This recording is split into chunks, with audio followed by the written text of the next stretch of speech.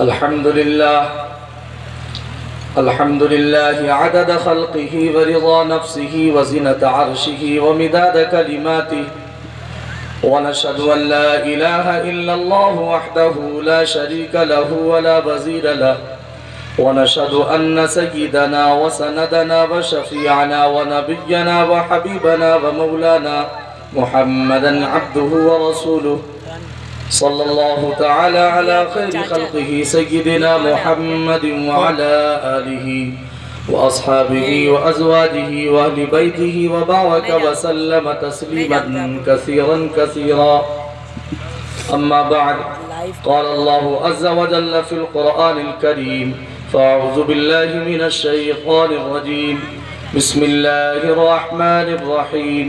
يا أيها الذين آمنوا اتقوا الله حق تقاته ولا تموتن إلا وأنتم مسلمون. وقال الله تبارك وتعالى: يا أيها الذين آمنوا اتقوا الله ولتنظر نفس ما قدمت لغد واتقوا الله إن الله خبير بما تعملون. ولا تكونوا كالذين نسوا الله فأنساهم أنفسهم أولئك هم الفاسقون. وقال الإمام البخاري رحمه الله تعالى عليه رحمة واسعة في كتاب البخاري: حدثنا محمد بن المثنى قال حدثنا عبد الوهاب الثقفي قال حدثنا أيوب عن أبي قلابة عن أنس رضي الله تعالى عنه عن النبي صلى الله عليه وسلم قال: ثلاث من كن فيه وجد حلاوة الإيمان: أن يكون الله ورسوله أحب إليه مما سواهما، وأن يحب المرء لا يحبه إلا لله، أو كما قال النبي صلى الله تعالى عليه وسلم. اللهم صل على سيدنا محمد وعلى آل سيدنا محمد وبارك وسلم. اللهم صل على سيدنا محمد وعلى آل سيدنا محمد وبارك وسلم. اللهم صل على سيدنا محمد وعلى آل سيدنا محمد وبارك وسلم.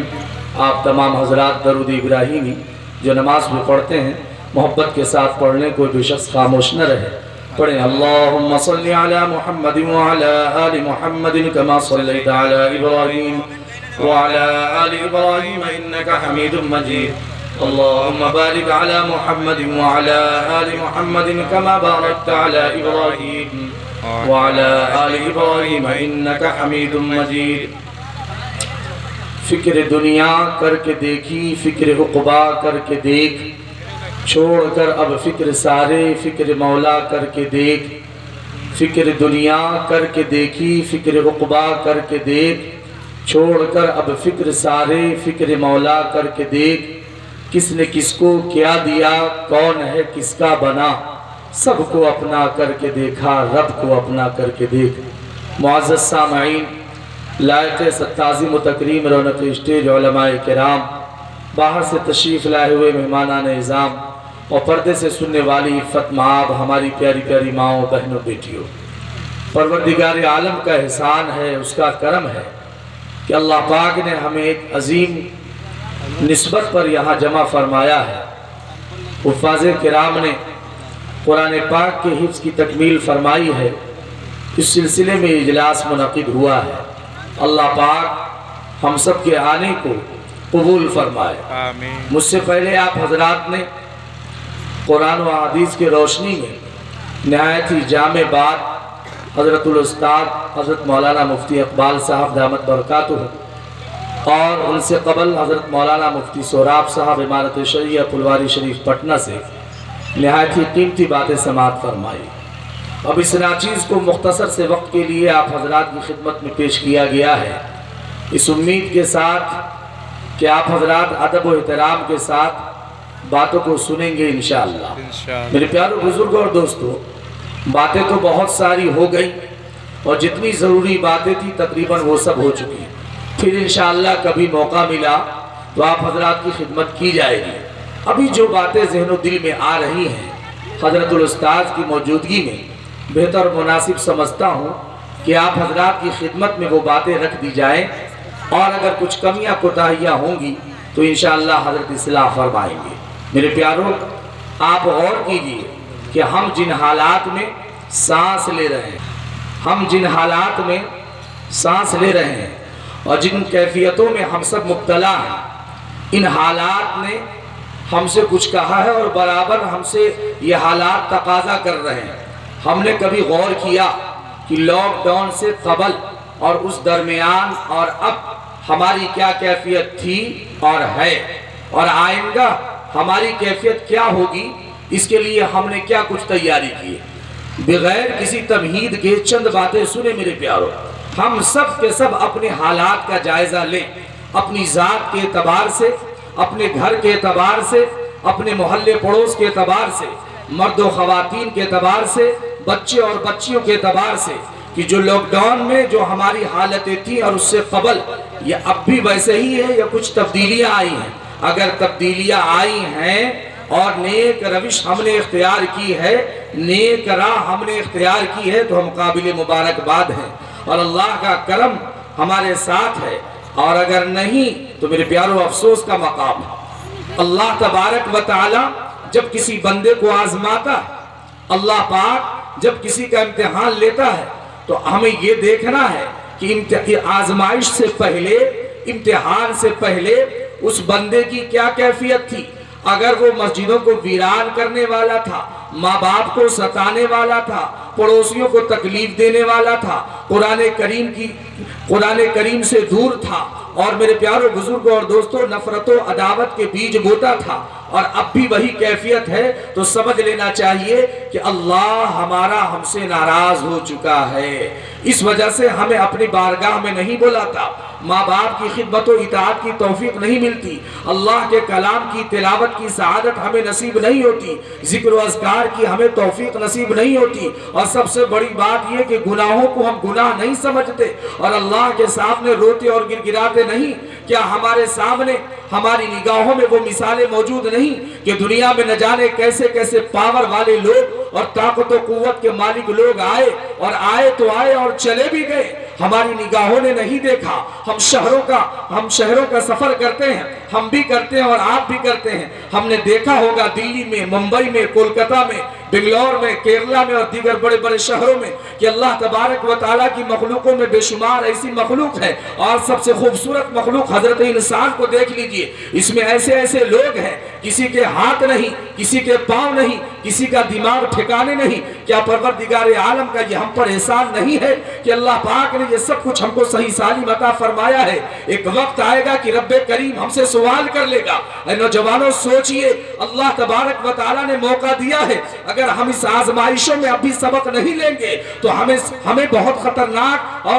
خطرناک قسم کے حالات کا سامنا کرنا پڑے گا، اس لیے کہ جب اللہ تبارک و تعالیٰ نے ہمیں آزمایا ہے اور ابھی ایسا وقت آنے والا ہے کہ ہم اور آزمائے جائیں گے، ہو سکتا ہے پریشانیاں اور بھی آئیں، مصیبتیں اور بھی آئیں، لیکن ان پریشانیوں میں، ان مصیبتوں میں وہی شخص کامیاب ہوگا اور وہی سربلندی یا سرخروئی کے راہ پر گامزن ہوگا جو اللہ اس کے رسول کی محبت اپنے دل میں بسائے ہوئے ہوگا، جو نمازوں کا اہتمام کرنے والا، قرآن کریم کی تلاوت کرنے والا، آپس میں محبت کے ساتھ زندگی گزارنے والا، کینہ کپٹ حسد بغض و عداوت اور جھوٹ سے اپنے آپ کو بچانے والا، اور ماں باپ کو خوش رکھنے والا، اور بہن بھائیوں کے حقوق ادا کرنے والا، اور علماء کرام سے محبت کرنے والا، اولیاء کاملین سے تعلق رکھنے والا، حلال و حرام کے درمیان امتیاز کرنے والا، حرام سے بچنے والا اور حلال کو اپنانے والا ہوگا، جس کے زبان پر اللہ کا ذکر ہوگا، جس کے زبان پر نبی پاک صلی اللہ علیہ وسلم کا درود ہوگا، جو اللہ کی یاد سے اپنے دلوں کو گرمائے اور بسا ہوئے ہوگا۔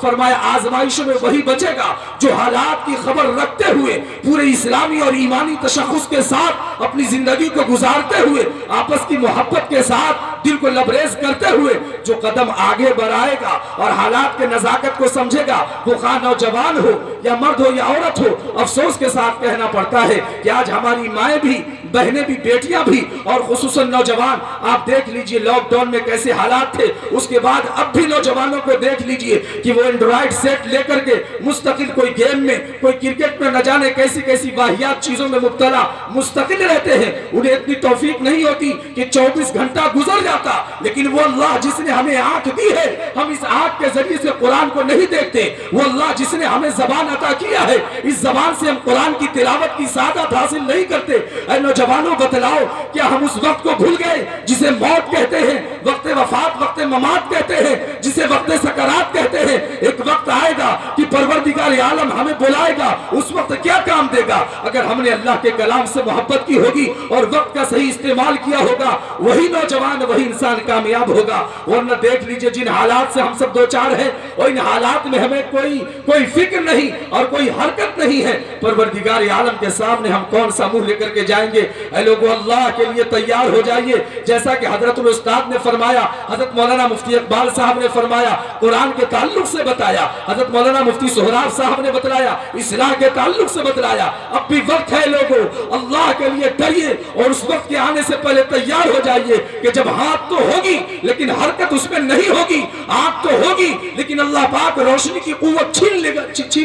چھین چکا ہوگا، پاؤں تو ہوگا لیکن اس کے اندر چلنے کی صلاحیت نہیں ہوگی، جسم تو ہوگی لیکن اس کے اندر جانے نہیں ہوگی، روح نہیں ہوگی۔ اس لیے میرے پیارے بزرگ اور دوستو، اللہ کے لیے سمجھیے، اور سب سے پہلا کام اپنے گناہوں سے توبہ کیجئے، اپنے گناہوں سے توبہ کیجئے۔ ہم سب آج ابھی اور اسی وقت اللہ کو حاضر و ناظر مان کر کے دل کا کنیکشن اللہ سے جوڑے اور یہ کہے، پروردگار عالم ہمارے گناہوں کو معاف فرما دیجئے، ہم نے بہت گناہ کیا ہے، دن رات گناہ کیا، اے اللہ میں نے آپ کے کلام کی تلاوت نہیں کی، پیارے آقا جن کا اتنا احسان ہے کہ ساری کائنات سے زیادہ اللہ اس کے رسول کی محبت ہمارے دل میں ہونے چاہیے تھی۔ اللہ اکبر، وہ نبی جو ساری زندگی ہمارے لیے روتا رہا، دعائیں مانگتا رہا، عرش اعظم پر پہنچنے کے باوجود، اللہ کے حضور پہنچنے کے باوجود بھی اس نے ہم کو نہیں بھلایا۔ اس مشفق اور مہربان نبی کے ساتھ ہمارا کیا معاملہ ہے؟ اللہ کا قرآن کہتا ہے، النبی اولی بالمؤمنین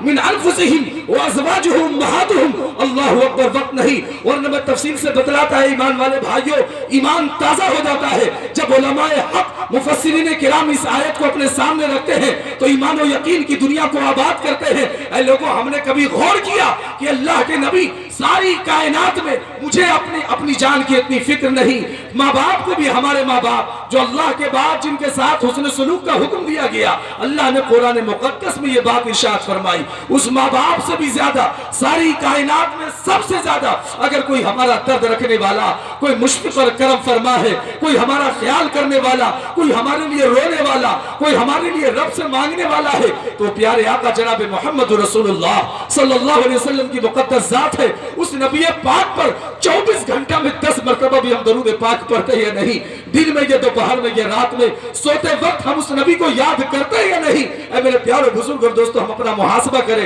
اور آج ہی نیت اور ارادہ کریں کہ انشاءاللہ ہم روزانہ